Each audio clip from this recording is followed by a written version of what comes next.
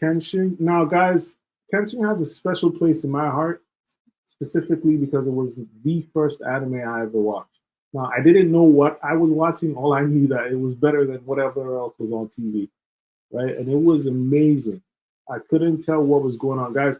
When I was a kid, right?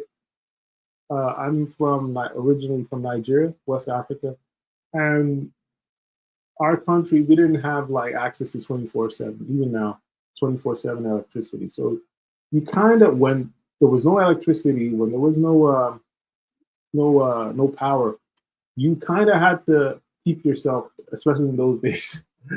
I'm so old. In those days, you kind of had to keep yourself entertained. And I had a cousin who could draw. Shout out to him, Big J.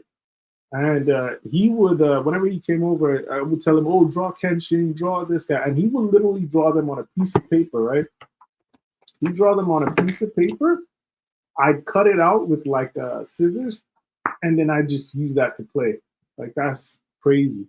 But Kenshin was my first anime before Dragon Ball, before everything. I couldn't tell what was going on, but it just looked amazing. And so to me, this whole experience, I'd never, even when I could watch anime, I never wanted to watch it because of the old animation style. I'm still not big on that. But finally, they did it in the 2023 version. I believe, it's a redo with a sharper, better animation. To me, I love it. I love it. Apparently, it's also one-to-one comparison, so it's amazing to me. I'm loving it. I'm even rewatching certain episodes, and that to me, when I can rewatch something, that tells how good it is. But the key moments for me in this episode was, Okina is still alive.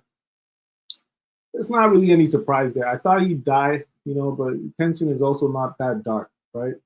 It's dark some places when you're not you only got to worry if you're a mob character, right? If you're a mob character, you got to worry. You get worried. You get killed off. But if you're semi-important, you'll be fine. You might never be able to hold a sword again, but hey, you'll be fine. Um, but yeah. So to me, that was Okina is still alive. Megumi and Sanosuke have arrived in Kyoto, so that's cool. So we already got the healer, we got the brawler. Kuna's voice actor. I'll put up his name when I edit this. It's embarrassing. I don't know it, but he's one of my favorite voice actors.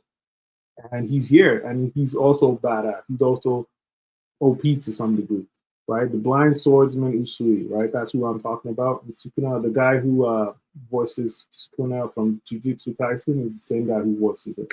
So he's here, and guys, don't even tell me if I'm right, but just from my experience of watching anime, I can tell there's a little bit of foreshadowing that he is going to be fighting Psycho, right? Even you see in the little comments that Cho made, like, "Oh, you look like a tough guy, but he'll probably take you on and be like, oh, that's interesting." Da da da. I think that's how that fight would end. He's supposed to be second only. Usui is supposed to be second only to what's his name, Shishio, and let's say what's the other kid's name? What's his name? So what is his name? Sojiro, right? So he's only second to those guys, but the dude is amazing. Sojiro, by the way, you can tell his archetype is that old genius. I pick it up first time, I'm good at it. Those annoying characters.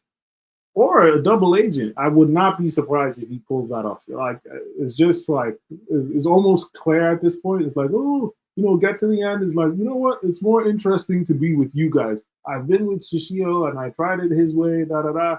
But you guys seem like this is going to be fun. I've seen how his plan worked or didn't work. Now I want to see how you guys work, right? I can tell that's kind of his angle. I'm predicting. Who knows? And but yeah, I love that. The opening is amazing. I loved it. I don't really skip that one. And yeah, for the next episode, I don't know, man. I feel like they want Kenshin. Apparently, the way to get that final technique is to kill your master. I doubt that's going to happen, but I do see the master dying somehow, maybe in some way of stay giving his life for Kenshin, or maybe never being able to hold a sword again or something like that. That's the most I see. That's from my experience watching anime. That's a trope that can happen.